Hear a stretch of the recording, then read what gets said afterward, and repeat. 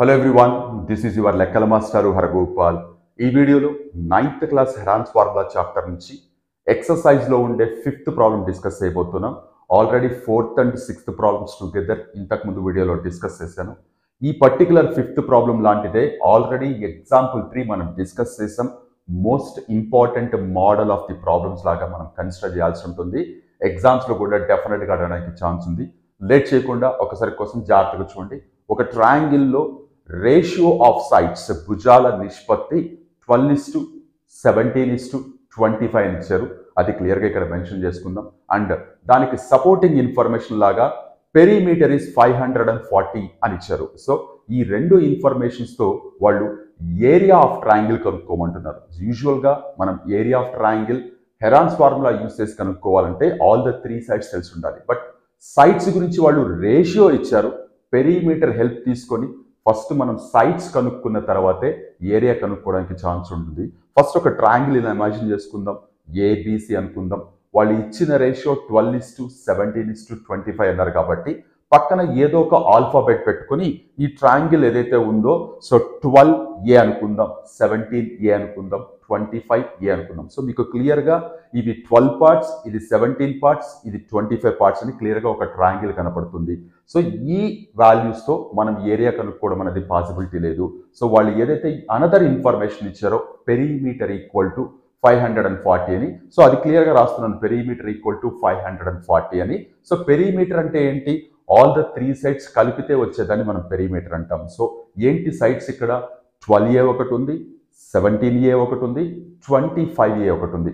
అదే ఇక్కడ రాస్తున్నాను. 12A + 17A + 25A equal to 540. ఇవన్నీ కలిపితే ఏమవుతుంది? 54A వస్తుంది. 12 + 17 కలిపితే 29 అవుతుంది. 29 + 25 కలిపితే 54 అవుతుంది. So 54A equal to 540. 54ని ఇటువైపు ట్రాన్స్పోజ్ చేస్తే A ఈక్వల్ టు 540/54 క్యాన్సిల్ చేస్తే A ఈక్వల్ టు 10 వస్తుంది. ఇప్పుడు ఈ A ఈక్వల్ టు 10 తీసుకొచ్చి మనం ఇక్కడ సబ్స్టిట్యూట్ చేస్తే సో ఎక్కడైతే A ఉందో అక్కడ మనం 10 పెట్టి, అంటే 12A అంటే 12 ఇంటూ A అని కాబట్టి సో 12A అనేది 120 అవుతుంది, 17A అనేది 170 అవుతుంది, 25A అనేది 250 అవుతుంది. అంటే 120, 170, 250 సైడ్స్ ఉండే ట్రయాంగిల్ యొక్క ఏరియా క్యాలిక్యులేట్ చేయాలి. సో సైడ్స్ యొక్క ఇన్ఫర్మేషన్ వాళ్ళు మనకి డైరెక్ట్గా ఇవ్వకుండా రేషియో ఆఫ్ సైడ్స్ ఇచ్చారు, అలాగే పెరిమీటర్ ఇచ్చారు.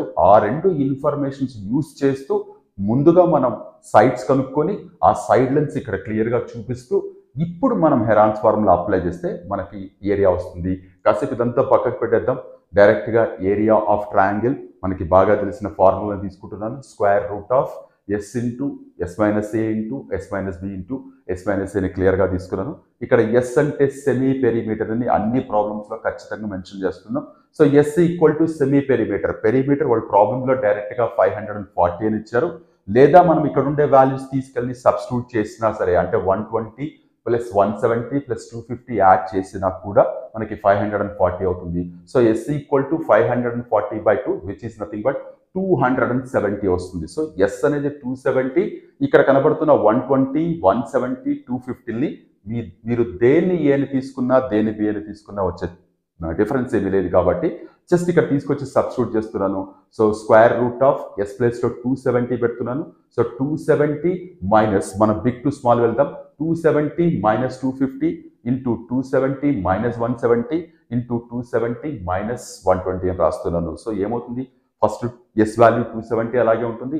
270లో నుంచి 250 పోతే 20 అవుతుంది. 270లో నుంచి 170 పోతే 100 అవుతుంది. 270లో నుంచి 120 పోతే 150 అవుతుంది.